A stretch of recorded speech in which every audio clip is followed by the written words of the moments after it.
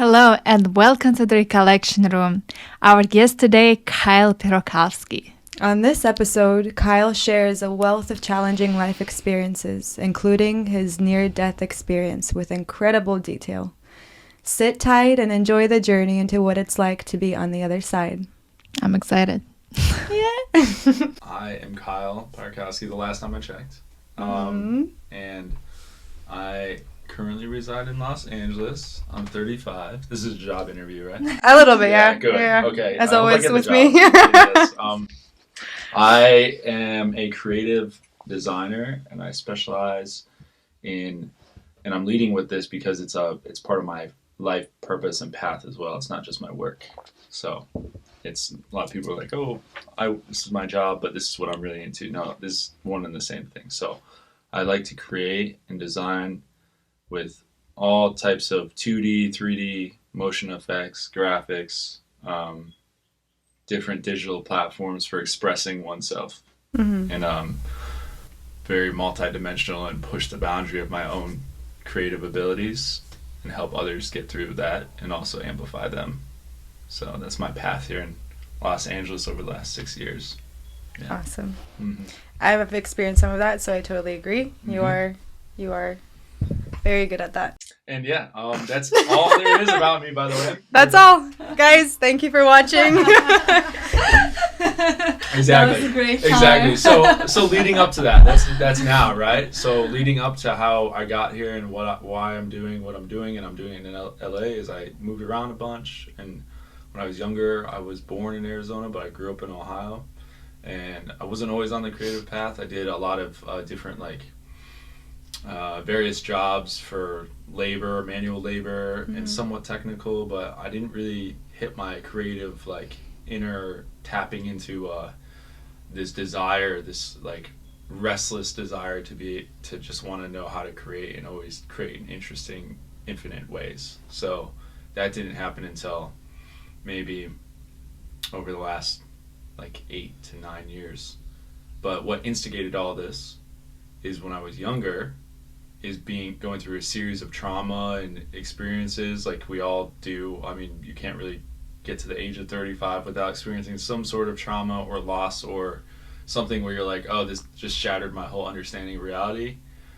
So I had some very large pinnacle moments that happened, which we can get into at any point. But for now, though, just to let you know how I got here, I was always I don't want to deal with winter. I don't want to deal with snow anymore. I need sunlight. Sunlight is energy to me. It makes sense now. And I'm like, I just want to go somewhere where it's warm and I don't have to fight with the weather because I'm already fighting with myself half the time. So this is kind of like a really nice womb for you to cultivate yourself. Yeah, and it's when I was younger, just like we all do, you're like, oh, I'm still trying to understand who I am. And if you're doing that while it's rainy outside and snowing and you're sliding across an icy road trying to learn how to drive, you're like, yeah, this is not okay. So I'm grateful to be here. It's not the easiest place to live for many reasons. Number one thing is very costly, but also offers you a world of possibilities and meetings and networking and the ability to live a more multidimensional life and compared to where I came from. Right. So, which was very linear and very, okay, this is the one thing you do and you just stay there. You just do that. So it's not for me. Okay. Let's go to when you were a kid and some of the traumas that you experienced. And I mean, it is funny that you said we all go through traumas, right? Because we do, but a lot of us don't remember these traumas or these experiences. I don't remember a lot of the experiences I went through, which is why I enjoy listening to other people's stories. Yeah. So give me, let's say, 3 of your, you don't have to stick with 3, but just give me some of your, oh my God. some of your most memorable experiences that actually leads you to what you're healing right now and what's your path that is exactly. I think it's most, it's all connected in life. Everything's interconnected. So, and just to point that out, the first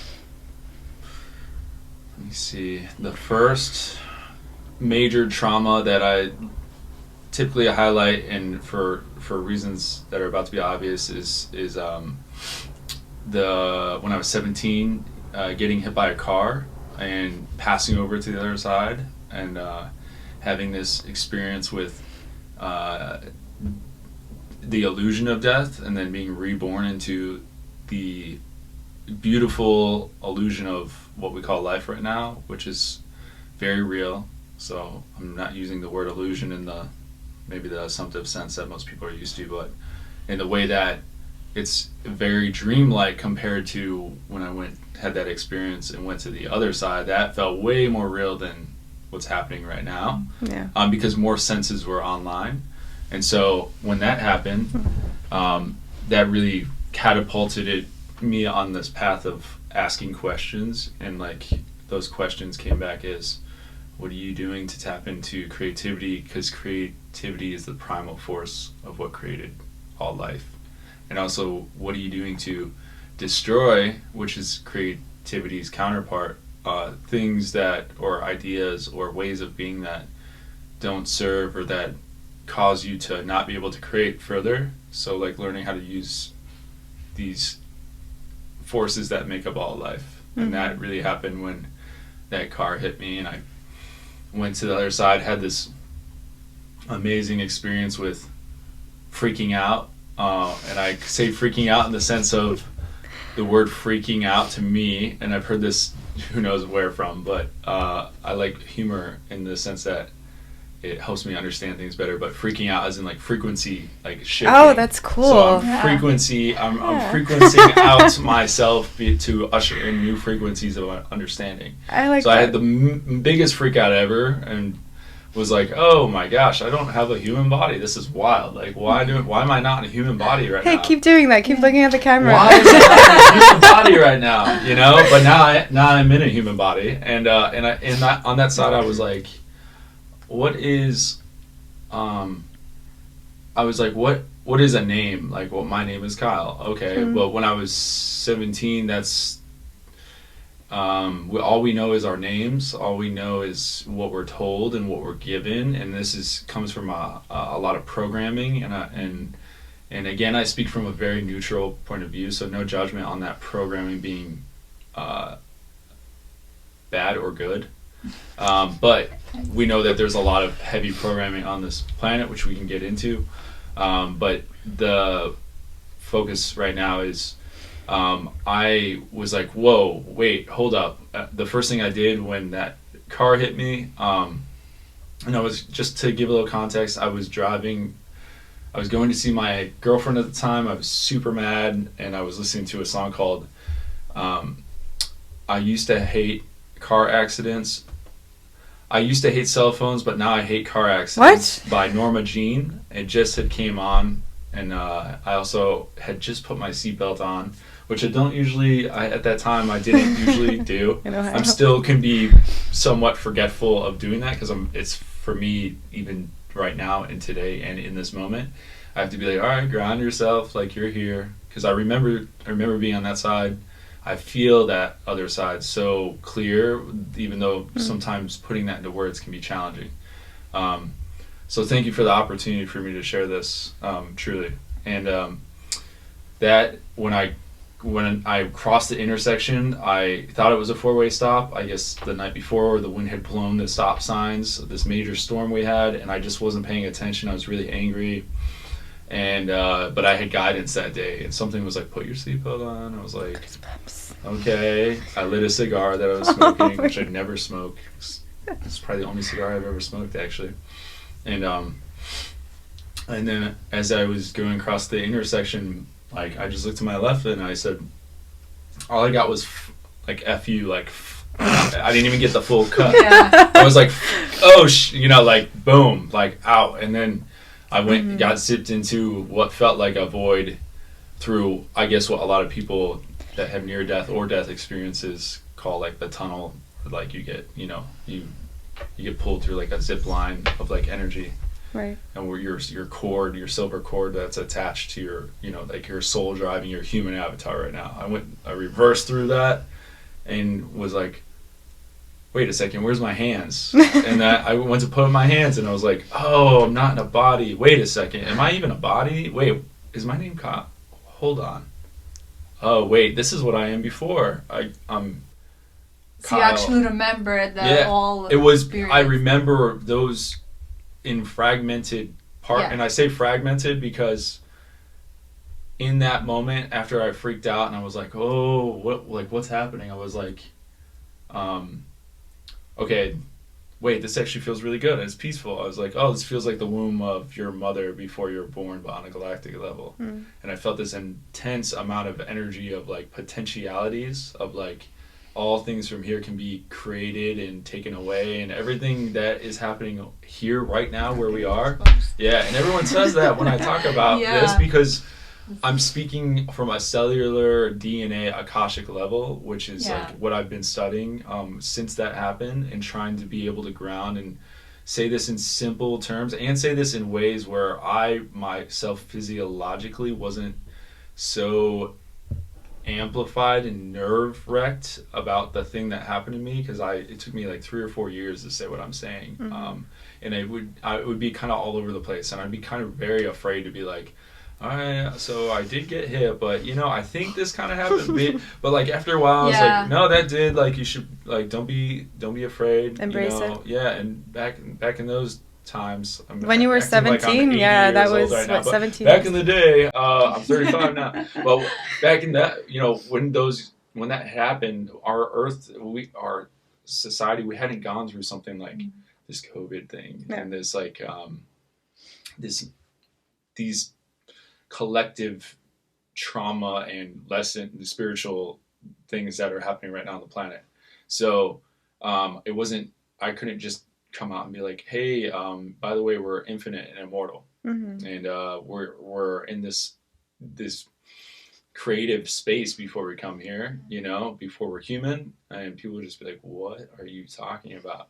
So in that space, after I was done freaking out and going through, okay, I'll stay here. This is cool. Like, I like this. Actually, this is home, right? At least closer to home, because I think there's an even deeper layer than that. Because I was still acting out of ego in that moment. I was like, oh, like, whoa, I don't have a body, but it was still about me.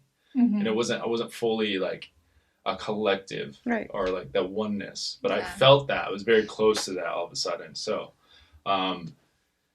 in that moment, after I came to terms with that, I felt like this immense energy start to like amplify, and it felt super like, it's hard to describe. All I can say is the closest point is like being next to a volcano that's warming up, and all of it, like you feel like you're like here, you would feel like you're about to get burned, or this thing's going to erupt and like destroy you because it's so immense and powerful. But what I realized, I was like, oh, I am that energy, and I'm amplifying, and I'm erupting, and I'm remembering back into, and it's not just about me. I'm part of this allness, this oneness, and that's everyone and everything. And so I was like, oh, I feel so in love, and so like pure joy, and just pure like electromagnetic like lava like erupting, and I just felt like an immense amount of love. And in that moment, when I was like having this like moment of awe, these beings of light, it like almost like a water fountain. It's hard to describe, because there's no such thing as like having eyes that look one direction as we're used to right now. Like we can only see in front of us, but imagine being able to see and feel at all directions at one time. So you're omnipotent, you're omniclairvoyant, you're clairaudient, So, and there's like all your senses are fully spherical 360, because you're just a ball of consciousness, and you realize you're part of the allness. Yep. And you're like feeling that, and these beings just like kind of came up like this, and they're just going like that, like how DNA and like a waterfall would like trickle, and it would recirculate energy, and it's like if you cut an apple in half. And this is before I knew what torsion fields were, and how the energy of the north and south pole of the earth operate and function, and how that circulates, and how our biofields circulate, and how everything follows this very, very specific patterns based on sacred geometry, which was another point in time that helps me ground in the information I'm talking about right now. So these things occurred, and these beings of light were like, hey, do you want to stay or do you want to go? And I was like, what? I was like, of course I'm going to stay. Like, and they're like, well, and it wasn't through words. There was no verbal. It was just all energy. It was, okay, well, there's a reason you went there, is what I got out of it. All humans go there for a very specific reason. But what happens is when we're born, and right when we come through the womb, the portal of our mothers, is we have this intense amount of third density amnesia, which I'm a very big fan of Dolores Cannon for helping me understand and ground in this information too, and other bodies of information. She speaks about, just going into a human third density, and like the amount of trauma of just doing that and going from a high spiritual state of being to just lowering your vibration, not even just inhabiting the body just yet, but just the act of birthing is so traumatic and unfamiliar to a high energy soul that we all initially started off as when creation first began, that it's like that in itself is a feat to be able to like actually get through the portal and actually survive. And so immediately you go from like thriving, infinite, I got this, to like, holy shit, I'm finite, I'm mortal, and I may not survive this. And what is it to survive something? I've never even birthed or died before. Physicality itself. Physicality, right? Or maybe you have like many times, right? Reincarnation, karmic wheel. So maybe you have a million times, but maybe that part of your memory has also been isolated and temporarily tuned out so that you could focus in on this next incarnation that is happening. The micro of the... So there's a lot of layers happening that I'm speaking to right now. But these are the things that came to me, and I was like, okay, so I was like, do I have to pay to exist over here? Can I just stay? And the humor was like, it was like your parents, like, you have to leave the house. Like, you don't want to stay in our house. Like, get out of the house. And I'm like, you're right, I'm gonna go back. And I got really, really tired on that side. I remember feeling super like it felt very like hazy, and I was like, oh, I'm getting really. And then I remember waking up in all of a sudden I woke up and I was like looking around. I'm like, wait, what is this sound? And all I heard was boom, boom, boom, boom, boom, boom, boom, over and over, and it was so intensely loud that alone was like, wait, where am I right now? And I realized I was in a helicopter, and I've never been in a helicopter. So you can imagine waking up inside of a helicopter, like thousands of feet above the air, above in the sky, above a city. I've never, I was like, I don't know if I had been in an airplane yet, maybe once, but I remember like looking up and like looking to my left and seeing the sky and the clouds. I'm like, wait a second, where am I? And I just was so shocked that I had been back. I had gotten a chance to come back into my body, but also shocked that I was like in this situation. And so I passed out because I think I guess my body was on autopilot, because I just and then I passed out immediately and went into like when you turn your computer on sleep mode. It's like I was still on, but I was off. I definitely wasn't. I just remember that. Then when I opened my eyes again, I was in the hospital room in Cleveland, Ohio, where I'd been life flighted from my car, and I guess the paramedics and the doctor came in, and he's like, oh wow, you're awake, welcome. And I immediately was like, as I was waking up, it was like, I don't know, a movie, like he just happened to walk in as I was waking. It was all on cue. It was so interesting. It's like my body, it's like my mind knew exactly when to wake up. Like he was about to walk in to check on me. I woke up, my family and friends were there, and in that moment, I looked around and I immediately cried, because I could see the energy and the electrons and the atoms and the molecules that make up all of reality, and like the static, like there's rainbow static in this room, and everything's just made out of this like living like matrix of energy. And I just didn't, it's one thing to read it in a book and like hear spiritual-esque people, say these things or talk about these things, but to see it and feel it and learn from the reverse, I guess as part of my contract was, you're going to learn all this reverse. You're not even going to get a chance to read about it. It's just going to happen. You're going to, upon impact, this impact will be such a catalyst that you will just feel it and learn it from a kinetic sense first, and then it will come into your your other senses Cognitive. layer by layer, cognitive and like through seeing and hearing and all that, right? So I looked around and doctor was like walking and he's like, oh wow, you're awake. You have a minor concussion. There's no broken bones. It's interesting because your car was mangled. I guess your car had flipped 3 times. Is what the ambulance people. The report says flipped 3 times. You were like in between a tree, upside down, in this van that hit you going 60. I got T-boned, so it was like the worst kind of impact. Yeah. Should just instantly be dead. And yeah, you have a minor concussion. As far as I can tell, there's nothing actually wrong with you, so you're free to go. And I was like looking around, and his voice just sounded like,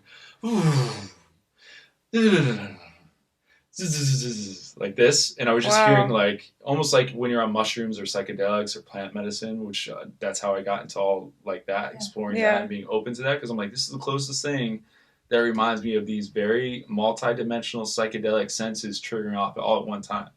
So to be human is to be psychedelic. So I'm very much like, hey, anything to amplify that, understand that, and make sense of that, it's like, I recommend that.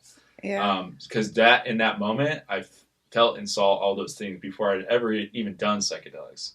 So that was, you know, a lot to handle. And I immediately was just crying and cried further because I could see spirals of light coming out of his eyes. And that's why I'm very keen on like looking at people's eyes and like seeing where they're coming from, because I could see just like the soul and the intention and the spark of life, like from the eye. And I could see that coming out of him.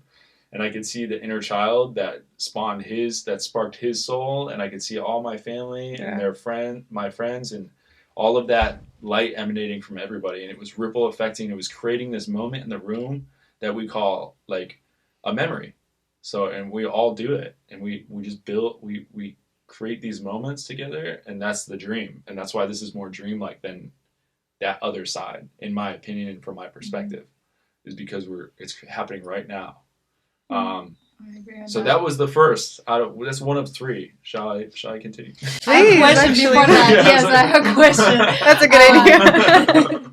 Do you have any pull towards spirituality before that happened? Like, what was your life before 17? Like, I was spiritually inclined always, because that's how my soul came in. I was just always interested, curious. I've been smoking a little bit of the pot. The pot. Very nice. Yeah, so a little bit of marijuana and listening to Pink Floyd with that girlfriend, which was awesome.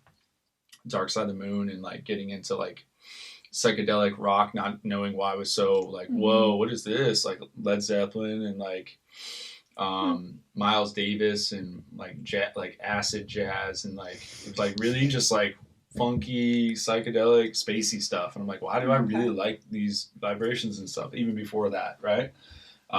So then I didn't really have any experience or like point of relativity for spiritual understandings or bodies of knowledge or people in my life, other than my family was somewhat religious, especially my mom. And I had concept of God and Christianity from going to church, but always feeling like this isn't it. This feels like a box to me, even before that, you know. I remember what you said about walls. Yeah, I like walls when they're transparent and clear, see through. Do you remember 2 weeks prior to your experience, like any recollection of that time? So probably similar to you, and like that, it's hard to remember like childhood, or I think that's what you were mentioning. Well, yeah, it is, but 17. You were 17. Yeah, anything before 17 is really, really hard for me to recollect, which this is where it gets even more interesting, is that I have a twin brother. I'm fraternal. His name is Corey. And he remembers a lot of our childhood where I'm like, oh, I guess that happened. It doesn't feel like me. And I remember listening to this podcast Dolores Cannon had. Okay, I see you. And I remember listening to this podcast and she was talking about walk-ins and how your body will like, you're a higher version of you, because it's not like you're not ever you. We're always gonna be us, but we may not be just fragmented like we are. At some point we're going to converge back into oneness even further again, and then we won't have to have a podcast because we won't need it, because we'll just be the podcast. Okay, so emphasis on pod. So Oh And- God.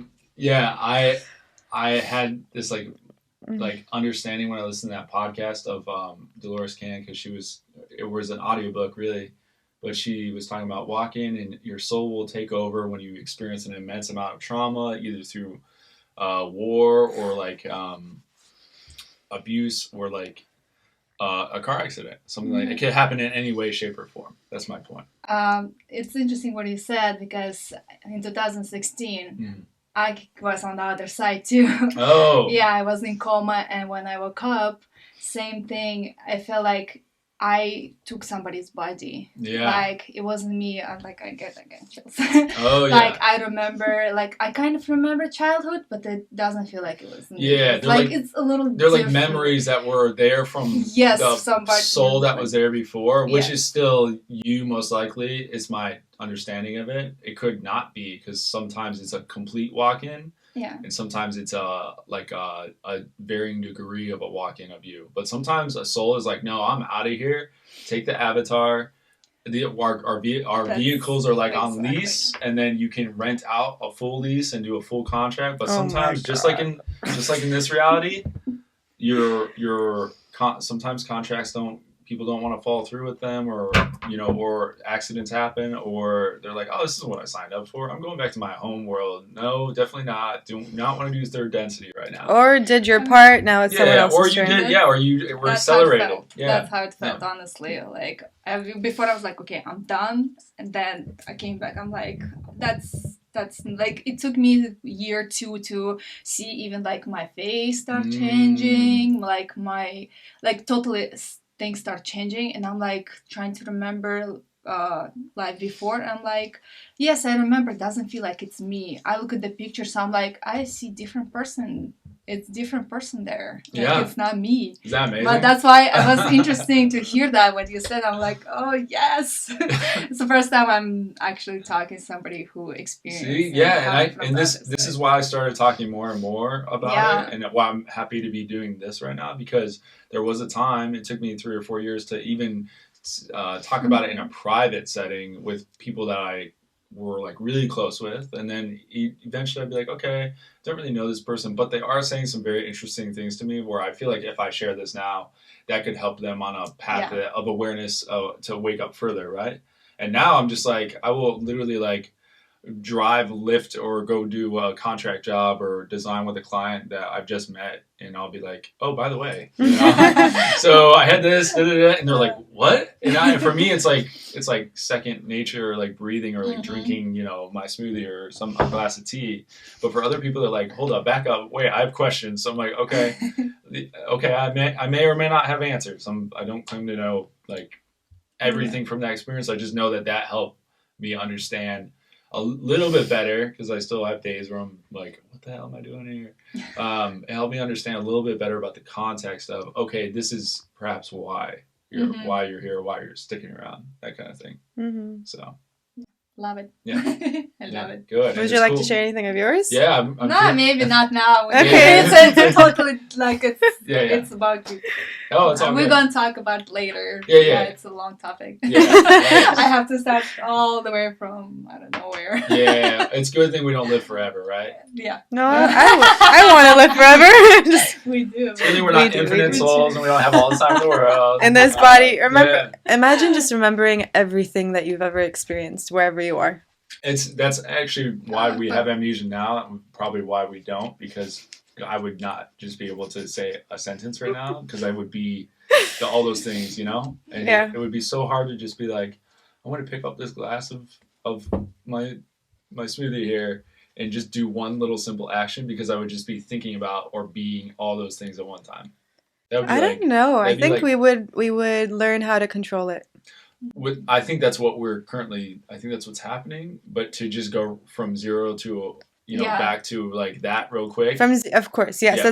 That's like getting into or having a LSD or mushroom or whatever psychedelic experience after being human for so long. Totally. It's like riding a bike and then hopping into a jet and being like, Ooh, I want to fly a jet. Yeah, who doesn't, right? And just be like, whoa, what does that button do? And be like, whoops, that's not the right button. So exchange with the avatar. So, but yeah, that was that first like experience that really set me on that path. So beautiful. Mm-hmm. Okay, we want to hear more, but before we move on, Yeah. do you have anything? I want to know what's in that smoothie. Oh, so what is in this from Whole Foods? Blueberry, hemp, seed, protein, ginger, kale, and spinach. I like how he's looking at the cup Like, and can just- tell yeah. what's in there. Speak to me. Yeah. Second experience was shortly thereafter. Did it happen? These two are hard for me to remember all of a sudden right now, but not the actual occurrences, but which one came first. So I'll just speak to the first one that I think came, which is my mom got cancer once, got rid of it, then got it again, and that turned into like a sequence of, okay, is she gonna make it or not make it? Okay, I'm in college for the second time. I'd already gone through this near-death experience and was processing that, and for the most part, privately learning and educating myself, but not openly like exploring or like talking about these things, and just trying to live a normal life, what I thought was normal, which now I look back and I'm like, oh, okay, where I am now, if I would have gotten there sooner, just been more like confident or understanding, I could see how that would have been more beneficial. But for me, it's like everything in its right time and right place. I feel like I'm pretty at peace with why I did what I did and how I did it. But she, on the second time in 2009, she ended up getting chemo for the second time, and that's what like put her body over the edge.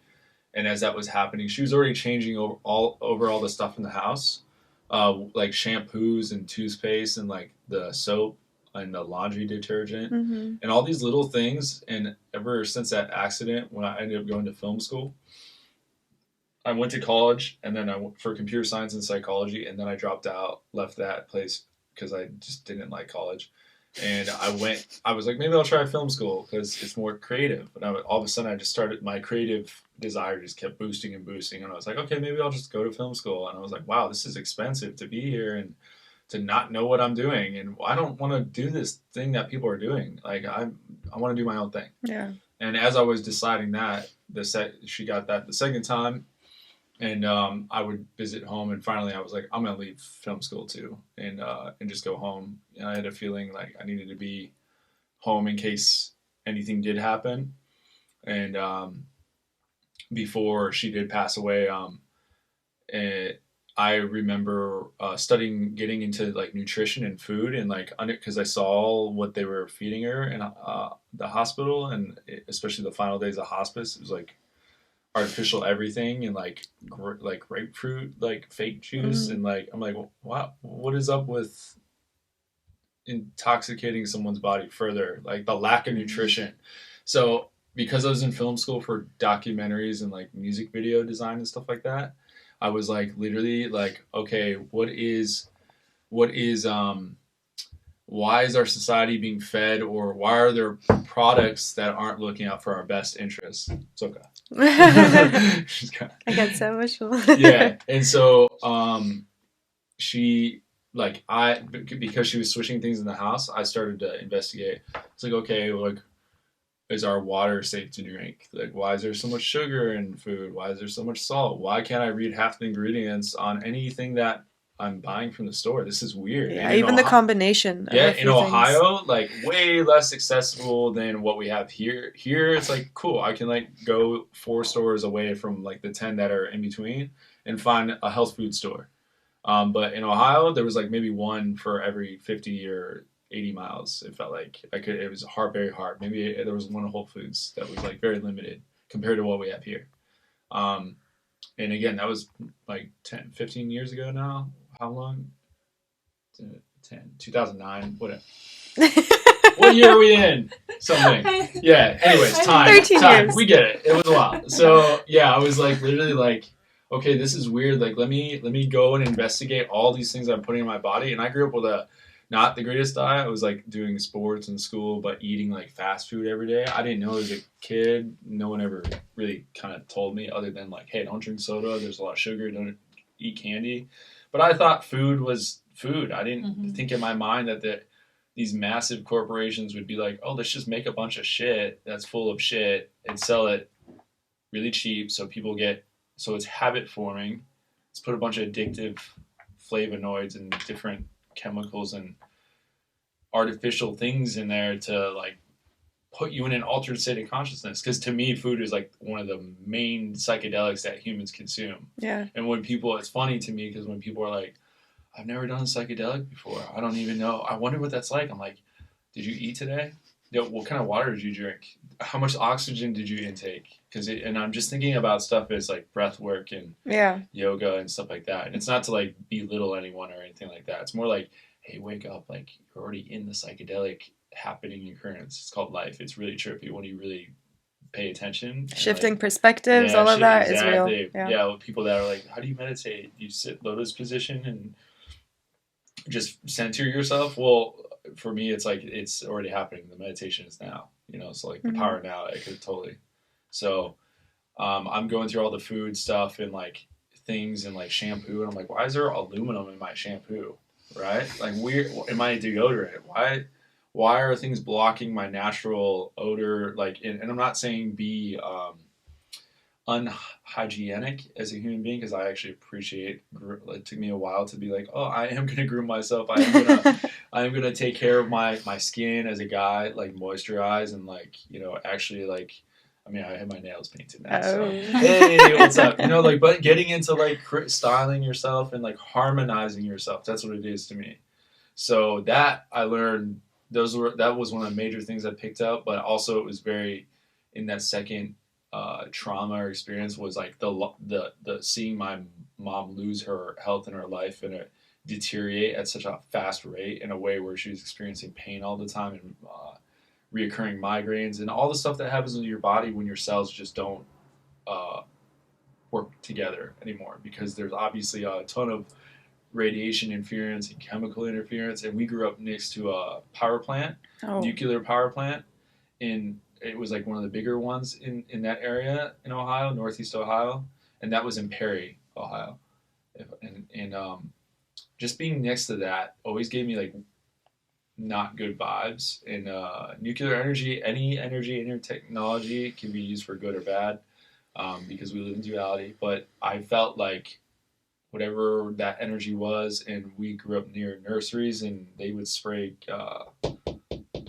pesticides and things like that all the time. To see like dust planes, crop planes, all that, like around a lot of farms around us, but still suburbia. But just feeling the environment and feeling how industrialized we were or already had become, and like we were just living amongst that. But we were around nature enough to be like, we weren't in a city. So pros and cons to everything, but I took note of these things and observed these things happening. And seeing my mom go through that, and then finally being in the hospital with my family and seeing her pass away and watching her like take her last breath was very intense and very sad and very relieving, a relief to be like, oh, that actually totally triggered my experience. And I was like, whoa, I know where you're going in the way that maybe not in the exact way you're going, but I was like, you're going to go home. Like, good for you. I'm like, do it. Yeah. Like, don't be in pain anymore, because her body, it was already past the point, and she was already so much like, she was doing all these natural things, but she was still at the end of the day listening to the doctor and the Western methodology and mindset of like, okay, you need to get, chemo. So I saw that and literally questioned everything. And I was like, oh, wow, that was intense. I watched her like leave her soul. And I was just thinking about DMT, the Spirit Molecule by Rick Strassman on the cover of this book that shows Alex Gray's artwork of a human being just laying on a bed, and like you see like this like soul exiting through the third eye through the pineal gland. And I just remember like seeing that and feeling that. I was like, oh, okay, so that's where you're making your exit, right? And so that hit me really hard, but it also put me further on a path of like, fuck all this. Like whatever this is that we're doing right now is not the way we need to be doing it. At least in my opinion, I was like, I need to like totally change my life. And so I took my girlfriend at the time, and we'd been together for a few years at that point. We moved to Tennessee. My mom was a teacher. I got a little bit of inheritance from her teacher retirement plan that I didn't know I was going to get, but I took that money and was like, okay, let's go to Tennessee and be with your family, because essentially this is how I got into studying how money is created and how backwards our society is, again, along with the chemicals, along with how come in school we're not taught any of the things that we're covering in today's podcast type of thing. But the bank took our house because my dad couldn't afford to keep up the bills, and my mom was a co-signer for me in college. So of course I left college kind of intuitively knowing I couldn't even stay there if I wanted to, even if I wanted to stay in school, right? So the financial thing hit really hard, and I had never really been taught about finances, and it had been having to learn that, and, especially since we That's a big part that we should be taught from way. But these are all becoming very clear to me, and have been why 90% of the population is taught half the things. Right. Like, where does your food come from? Why is there fluoride in the water?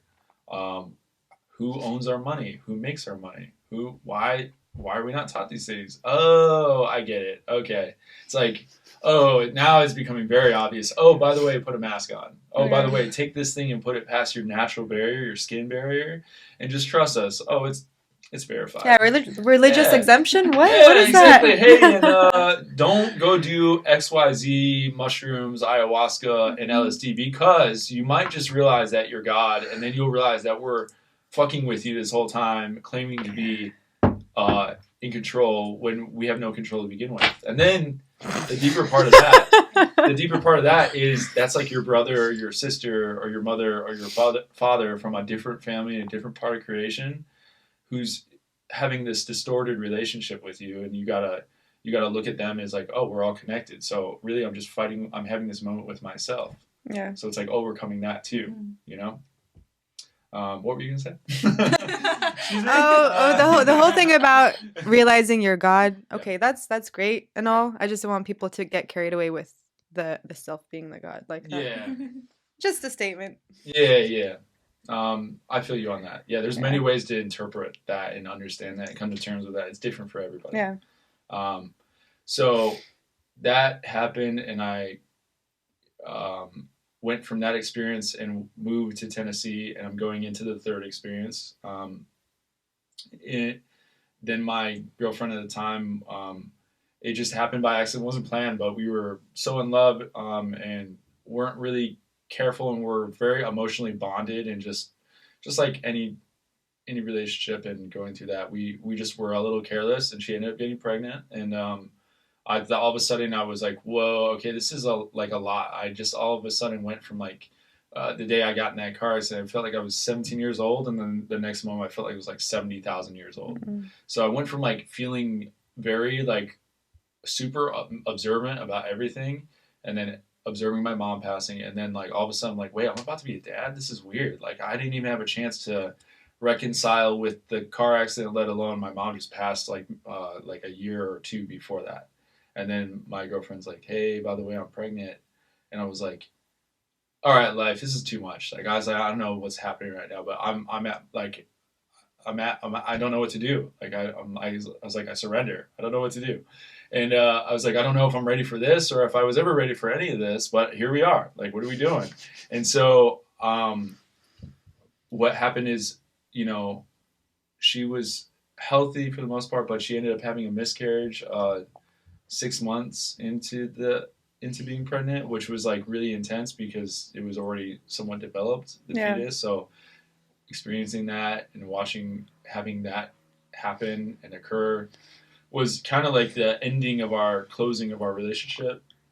after she had the miscarriage, we moved to New Mexico and tried to continue our relationship. But I was already changing and questioning everything, and she was growing up and changing a lot too. And I was struggling to ground myself into reality, because I felt like I needed to go out on my own and like really understand all these things from a very nomadic and isolated perspective, like most spiritual endowed or like people that go into this spiritual like path of the warrior. You kind of, it goes, and it could last lifetimes and eons and many planets and through many dimensions, but it can be very isolating at first, and then it's kind of like the out breath of creator, and then the in breath is all of us converging back into a tribe again and being like, oh my god, you're here with like, oh, we're here right now having this conversation. Wait, you exist? Like, I didn't know you existed until I walked here today.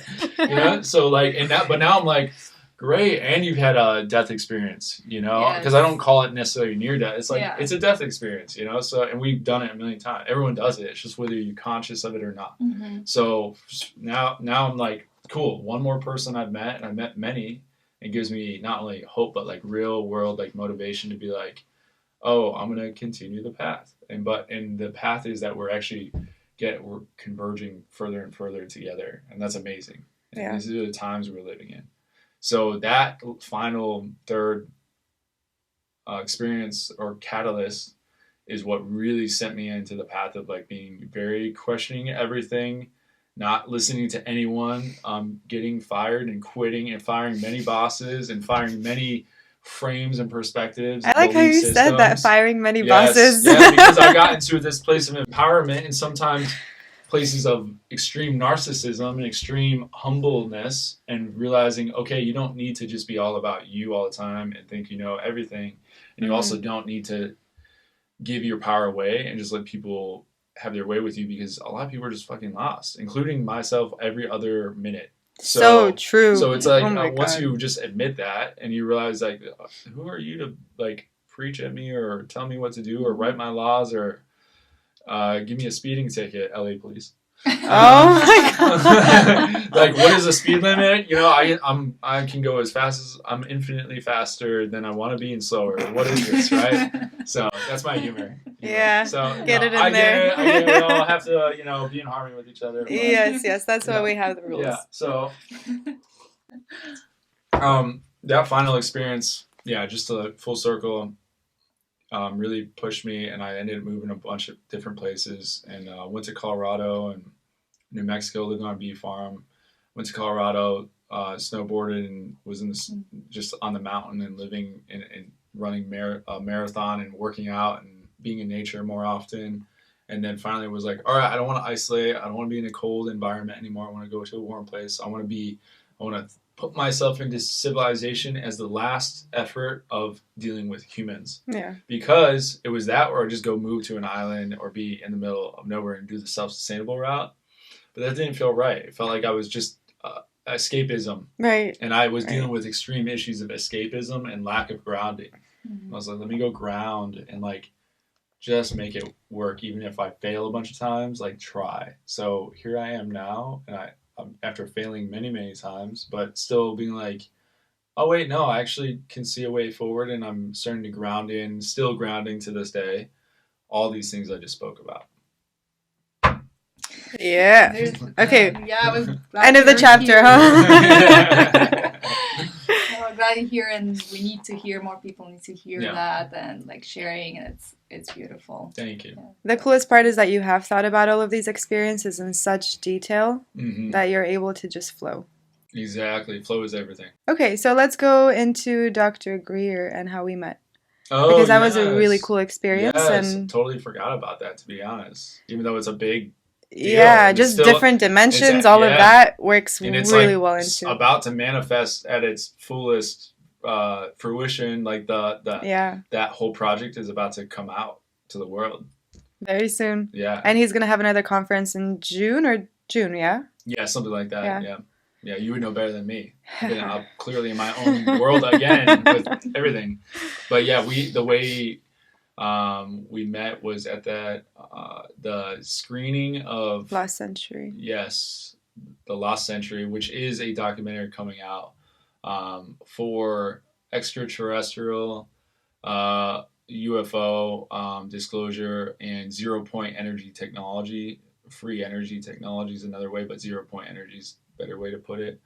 And that is going to help people understand. The reason it's called the lost century is because in the last 100 years, we've lost 1,000 years of evolution or technical advancement, and therefore energetic and spiritual advancement of everything we could have been doing right now better and more. What would look like essentially a utopia right now, and wouldn't even be close to an actual utopia, would just be on the way to a better way of living for everybody. Like, why are you paying for electricity and water and high energy oil and gas and all these things when it's so unnecessary? So that's what this is about, and that's where you and I met, was that screening, which is really cool because my role in that was a friend brought me in and was like, hey, you do animation and graphics, and let's see some of your work. And I showed it, and great, we really need a designer to work on these visuals and these like building out these worlds and these perceptions of like what's or these actualities of what's happening, and get this to people. And so I helped animate and do the graphics on the documentary along with another designer, just him That's and I. awesome. Yeah, and that's coming out. That took us like 3 or 4 months about, and we ended that in January, and I think it's coming out like in hopefully this spring, summertime. I don't know the exact date. I can't remember. But that's That how was we met. fast. Yeah. Because I was online on webinar, because when she sent me, I didn't buy the ticket right away, and it was sold out so fast. Yeah, huge. It was very. That was one of the most, and I'm glad you brought that up because I'm actually feeling very re-inspired by that moment right now. But I remember sitting in that crowd, and I was like, yeah, you were at the front. Yeah, I was at the front, and I was sitting there and I didn't know what to expect, and I was so in the work and had just finished working on something that had been requested by the director before showing up to that. So I was not even like, I was kind of like, okay, cool, I'm gonna show up and great, and then we go back home and do whatever I need to do to complete my tasks that were given to me. And because that's just how I am. I'm like, okay, what's the next thing? Like always forward, and it's hard for me sometimes to be like, let me just chill and smell the roses, that whole thing. That whole thing, So I literally, I was in the crowd and I was like, this is the most heroic and like triumphant and like also like very heartfelt, inspiring, like presentation that I've ever seen a human being present. It was like very much like, hey, we really need to change everything and do it, and this is the way we need to do it, and we need to help each other figure it out. And there's been a lot of unnecessary suffering and death and covering up of information and silencing of engineers and inventors and people that have constantly just been like, I'm going to release this to the world and help humanity evolve to the next step. And we're talking people like Nikola Tesla and very similar inventors that have come since then. Yeah. And so to hear that and be like, whoa, this is actually a real thing. And I remember researching all these things just by myself, isolated, in a way where I was like, oh man, if people only knew like all these points of connectivity that have compounded over time to work against us and not for us, by the few to obstruct the many. And it's like, if we can just flip that, then those few will probably learn something in the process and be like, oh, we didn't need to be like that. Yeah. And that's what, again, that's what I feel like we're experiencing right now, is like, you can only hold back the dam for so long until all the holes punch into it, and then it leaks, and then there's so much people leaking everything these days, and different perspectives and different energies coming in from all over the galaxy, and from the Earth, from Mother Earth, from Father Sky, and internal Earth, and like everything, right? So all this is hitting humanity at one time, and this is all helping us to remember very, very deep awarenesses that have been forgotten in time. And that one of them is like, there's energy in the air right now, like quantum energy that can just be tapped into, and let's, like, why are we not using that? Why am I going to the gas station after this podcast to go put whatever this stuff is in my gas tank. It's in your weird. Prius, though. In my hybrid car. Right. Yeah. And what, am I a hybrid?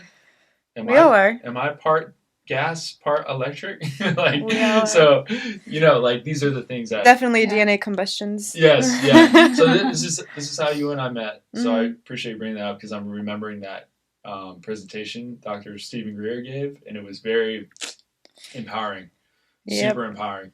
And I strongly believe we are the transitioning generation now, and this is all like getting in there. Oh yeah, for sure. The word and everything. It's happening through us, not to us. Yeah. We are the ones that we've been waiting for, and these are just golden nuggets of things that are picked up along the way. And everything, the way our DNA is changing and the way that the solar flares are happening, and because we're all electromagnetic and we're all like plants in the sun, and we're like, ooh, sun, ooh, food. Oh, the sun grows your food. Oh, we're mostly made out of water, which is why I call my company Liquid Light, which came to me in a dream, very lucid dreams. That's a whole nother topic, but just being made mostly of water and lights, human or man of hues of light, like that, human. Mm-hmm. So it's like, wow, we're just light beings, but we're in such a dense third density level that, coupled with this amnesia that we have with the birthing, and then being in this like very low vibrating crystalline suit, of bone and flesh, it can be very oh, am I like that? Wait, no, I guess I am gonna die. Fuck. Oh, wait, should I focus on retirement? Wait, did I get insurance today? Oh, shit, I need to go eat food right now. Oh, wait, I forgot to text my friend.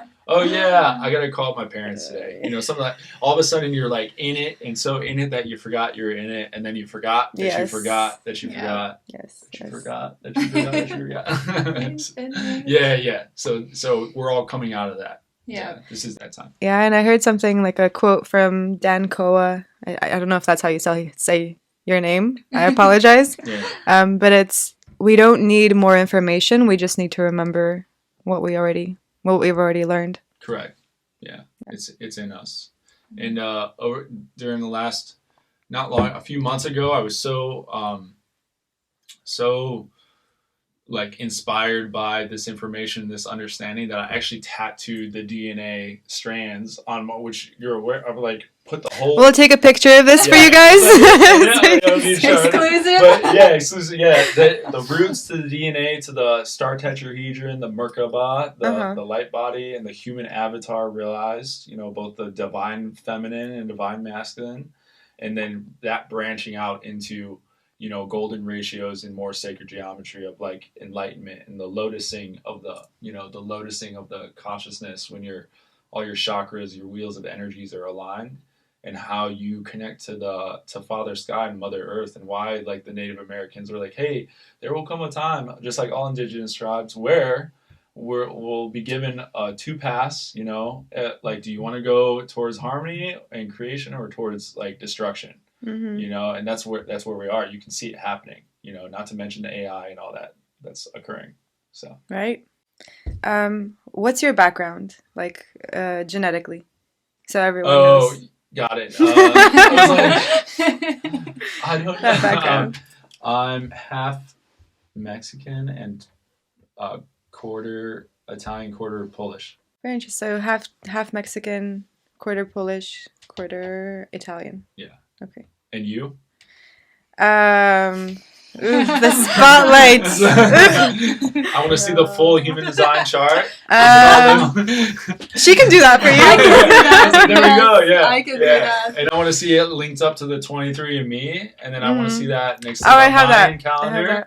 And I want to see it all color coded. That would be really cool. And I want that laid actually. out in frequencies and played to me in a sound. You can do the sound part. Yeah. Everything else she's got us covered on the human I design. want to hear what you're about to say through sound. I mean, you are. Oh, okay, good. You should start a podcast. Hey, that's a really good I idea. Speaking of, a good way to actually, vibrate information to people. oh my god! Wow, But that's so funny cool. thing is, when I first thought of starting a podcast, and I'd been telling all of my friends to start podcasts. I was like, oh, yeah, it's a really good idea. I listened to a shit ton of podcasts before starting this. I gave the idea to you, and you're like, yeah, that sounds awesome. I was like, oh, let's do it. See? Yeah. And then I dragged her along. Yeah, so happy. And she clearly was dragged in here because look at her. Right? Look at her like, by the hair. I don't want to be here. Ah! I'm really chained down here. Yeah, no, like I can't move. Yeah, they let me go with my hands, but now my... Don't be deceived by the look of the room. It is black furs. That's good. I'm glad you did it. I'm glad you got on it, and because that's what's happening these days. That's why I started creating those videos that I sent you, like using AI for good and like taking all my creative abilities and doing Galactic Federation of Light transmissions. Whether they be on point or not, it's still a great topic of discussion of like, okay, let's at least acknowledge that we're not the only beautiful pieces of shit in the universe floating on a planet. You know, I love Joe Rogan for this one. He's like, just you're in a ball of like rock just spinning through the space, following a light, and you think you're the only one, and then you came from apes or the mud. Yeah. Okay, Darwinism, like you're like what? Go eat a mushroom, dude. Hug your mom. God. Like, and then we'll have a different conversation. You know. So and eat some Armenian food. Yeah. Yeah, because it has soul in it. I mean, we all do. I'm very human, pro-human. I'm not very like. I love my where I come from. Yeah. But I'm not tied to it. No, not at all. Yeah. But I do love Armenian food. That's what. Yes. My mama will make you some one day. I was like, this is actually where I'm hinting going at, by the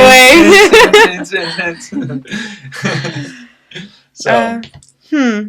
Yeah, these times we're living in, you know, and like being of service to the all and not just to the self, but learning the balance between those two. Those are the biggest things coming through for me right now, and learning how to deploy all of it internally and externally, and finding this being in the state of flow. That's like so important. And I think everyone is having their own like path and experience of ascension that's personal to themselves. And it's much like when I go to do ceremony and drink ayahuasca, you cannot possibly imagine everyone's experience that's happening simultaneously at one time on top of yours, because you're having such an intense experience with your own little multiverse inside of you, your little big multiverse inside of you, that you're like, whoa, okay, everyone else is doing this too. And it's like just being centered in yourself and realizing like, okay, like I'm getting a little anxiety actually just thinking about how profound that is right now. Like as we speak, I'm getting a little like, whoa, I'm in a body and I'm going to... Take a breath. Yeah. Remember. Exactly. So just like speaking into that, there's so much power and gratitude in that. And there's so much like just natural, like what I call healthy fear, and like healthy, like without that fear, that anxiety or good anxiety, I wouldn't have anything to like make me be like, okay, I need to go like do yoga right now. Yeah. And, like move my body and like dance or something like that, you know? So like, there's a reason that exists too. Is like as soon as I feel that, I'm like, okay, like I just gotta learn how to, you know, okay, it's all good. Like you never die. We never die. It's like breathing into it. Yeah. So you feel discomfort and it's there to push you, then you breathe into it and everything flows. Yeah. You're both amazing dancers.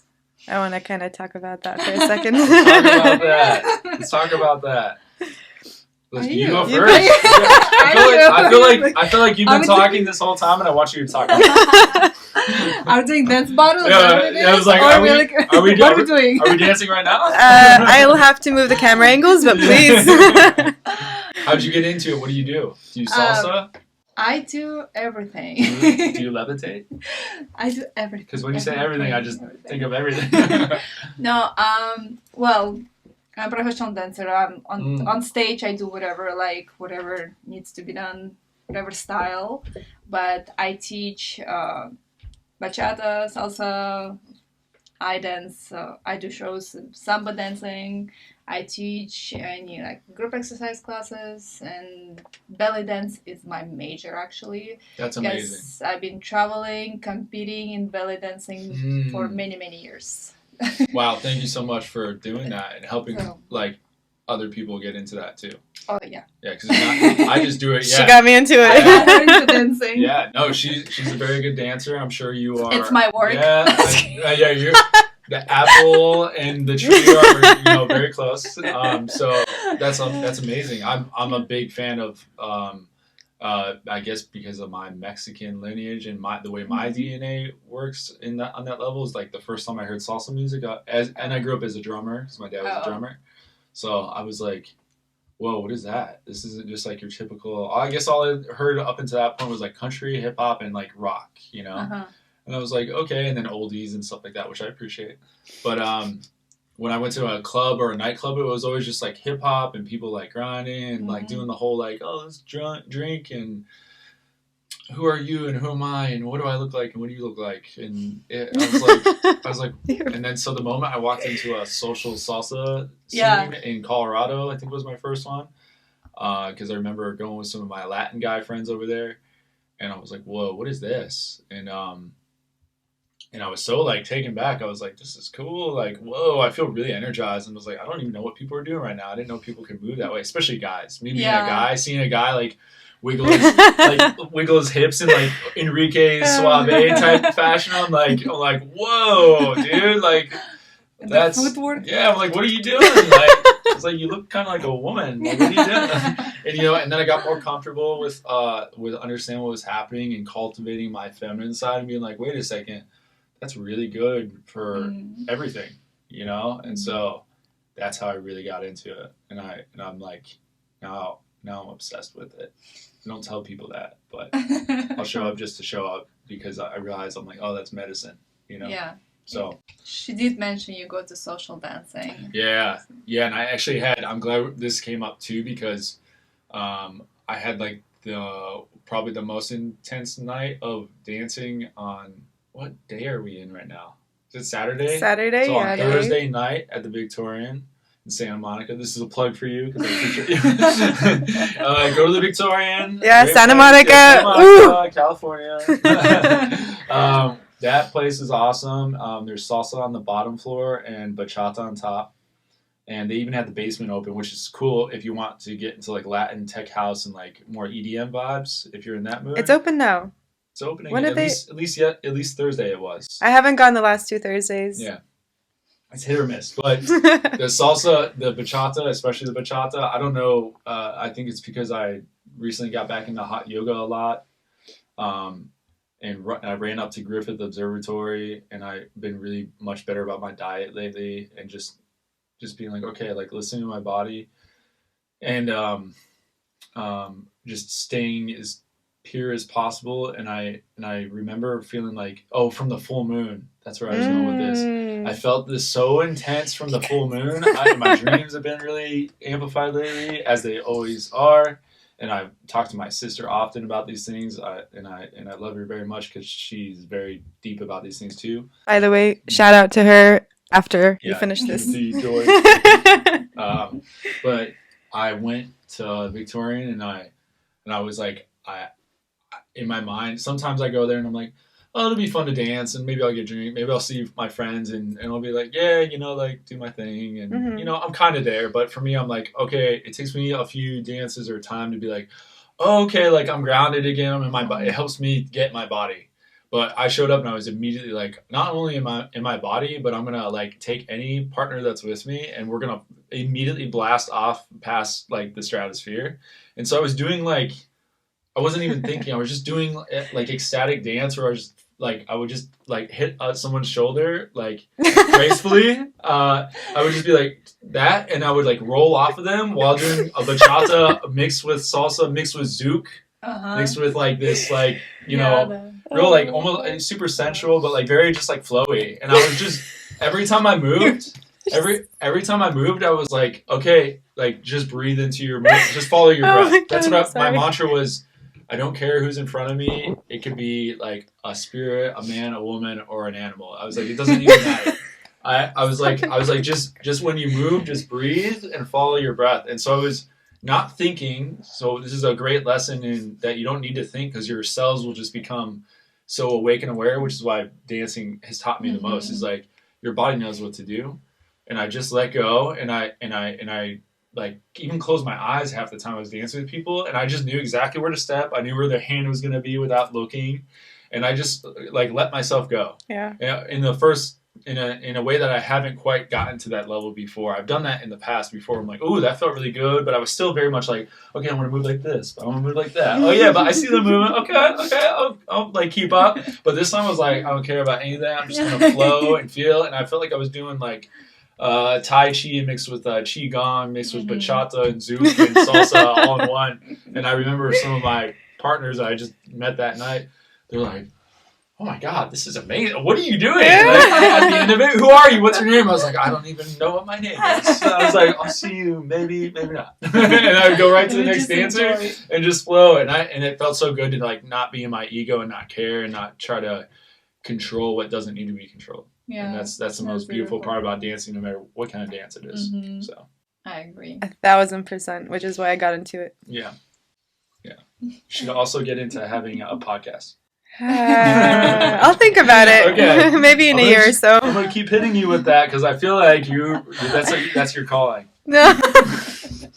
We're gonna make her cry right now. I know. Hold up. She's ready. I was like, I want to see her cry and laugh and like vibrate. I love it. I see that a lot. Yeah.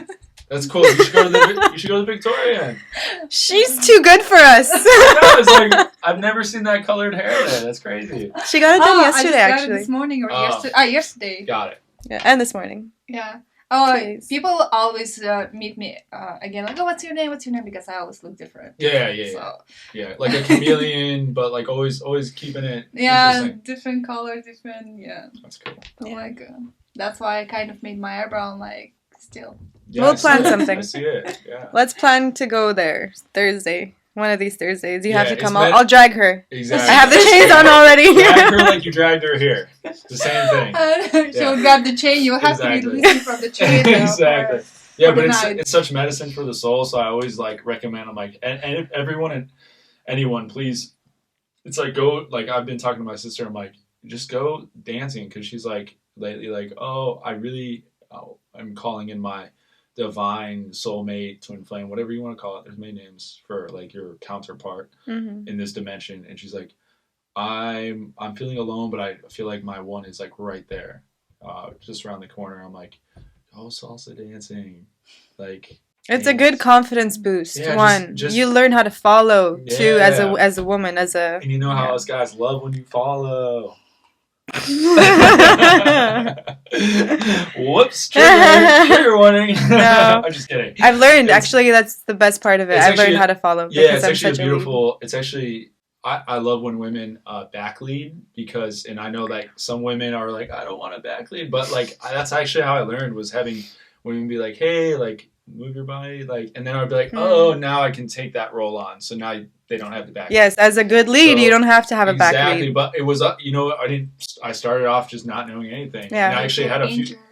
What's up? You can injure that way. Oh, yeah. The back leading. Yes.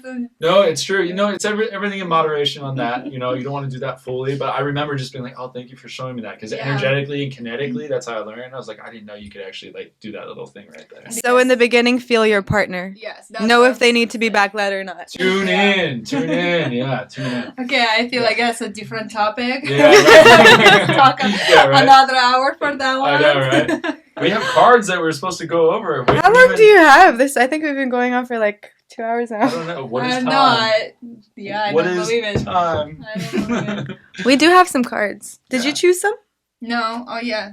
No, because he will choose it from it. Okay. I didn't choose. I just we can go over a card or two and then bring this to closing. That's fine. Yeah, let's do that.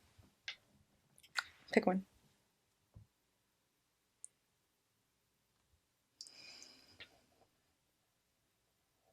I'm going to fast forward through this part. I'm just kidding.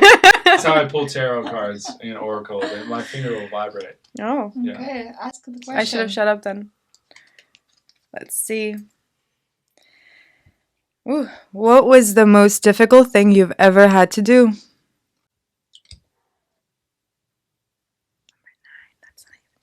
I mean, I covered it earlier. It was definitely passing away and then coming back. But I don't know if it's hard to judge. What was that difficult? More difficult to understand it than to experience it because it just happened. It was much like the dance. I was just living and doing my thing, and it happened. So wasn't the difficult part. The difficulty was like, how is anyone gonna believe what I'm saying when they're all in this big whirlpool going one direction, and I'm saying that there's no such thing as direction, and they're like, oh no, this is the way. We're going this way, and make your money and do your retirement and raise your kids and call yourself this or that, and you're like a label at that point. It's like, and I was like, no, you're none of these things. You're immortal. You're an extension of creation. Live like it, Yeah. So that's been becoming less and less difficult, but was very difficult at first. So processing it and then being able to express it. Yeah. Okay. Yeah, that's a good answer. Would you like to?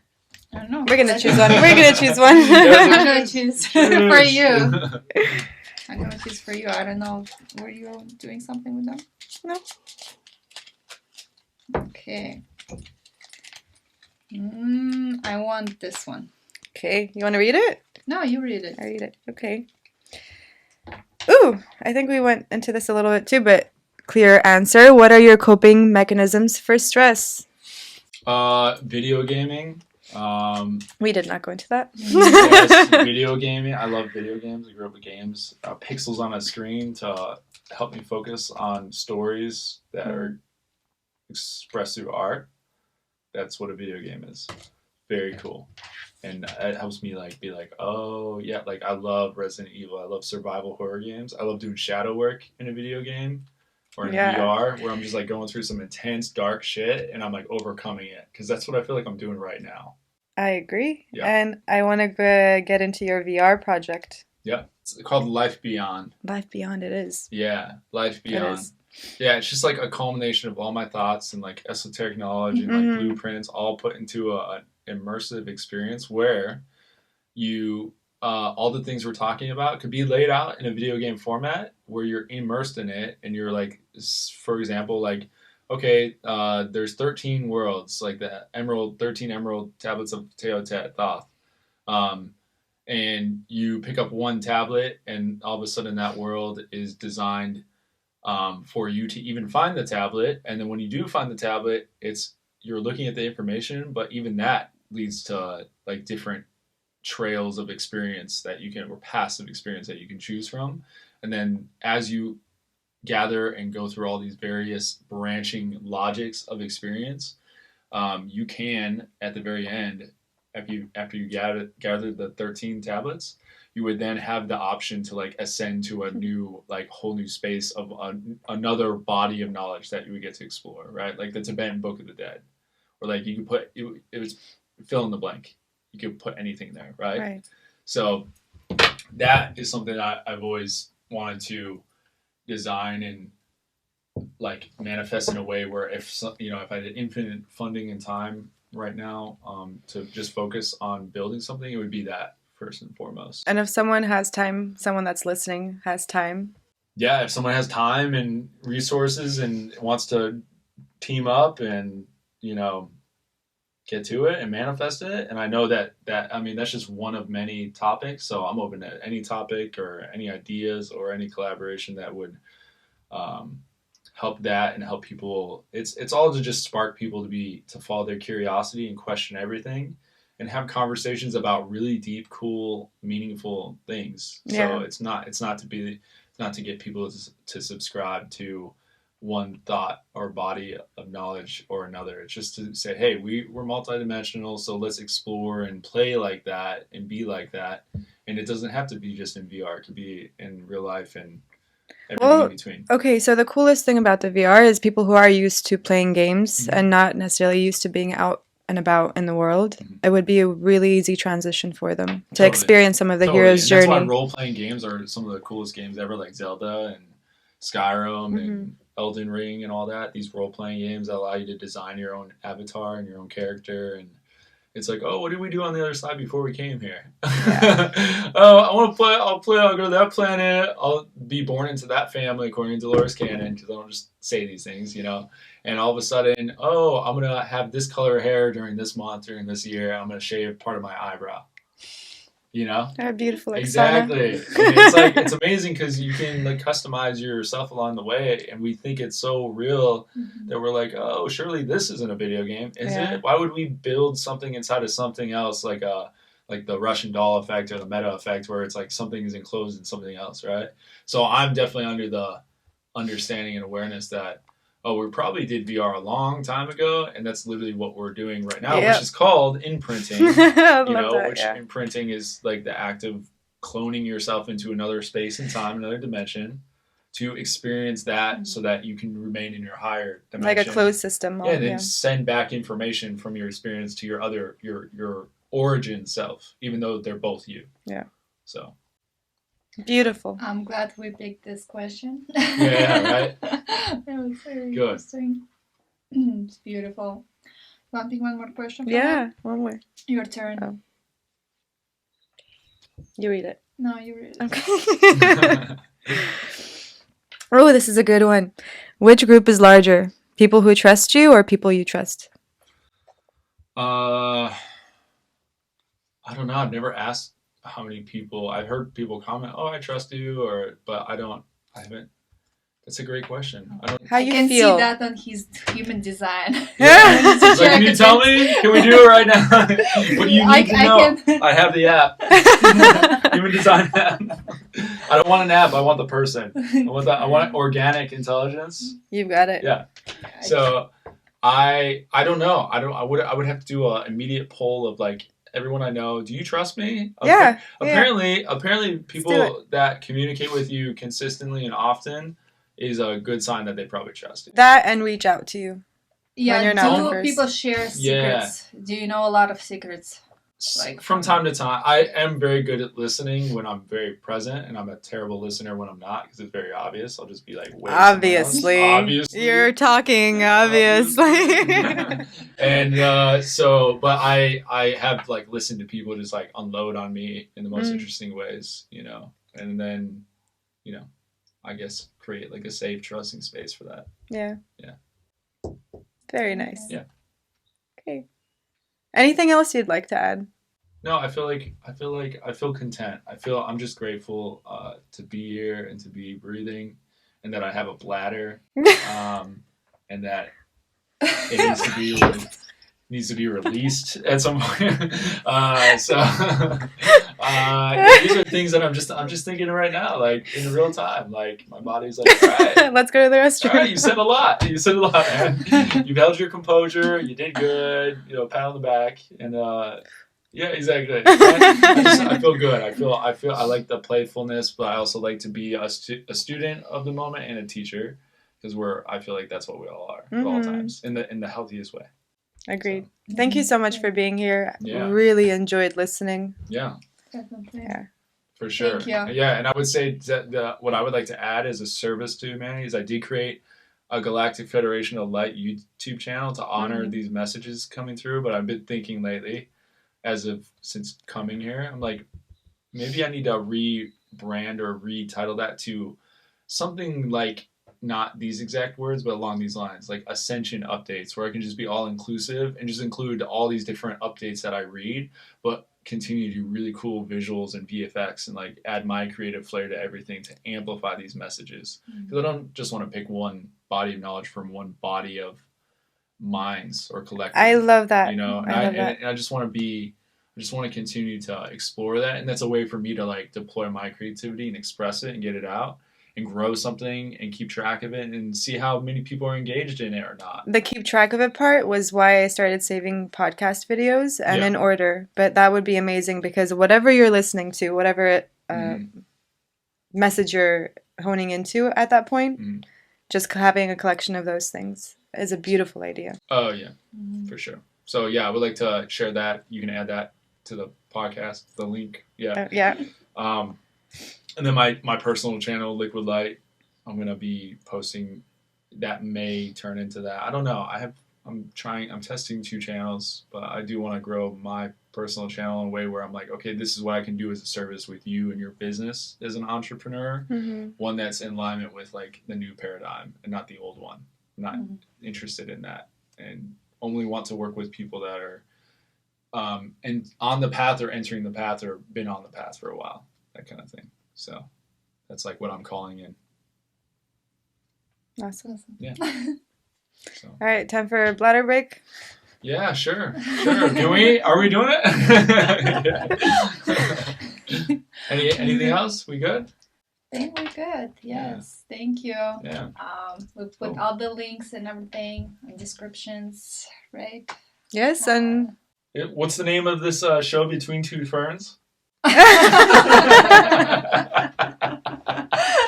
right, what plants it is? My bad, I'm on the wrong show. oh, we're gonna stop you there. Okay. Cool. Thanks so much. You're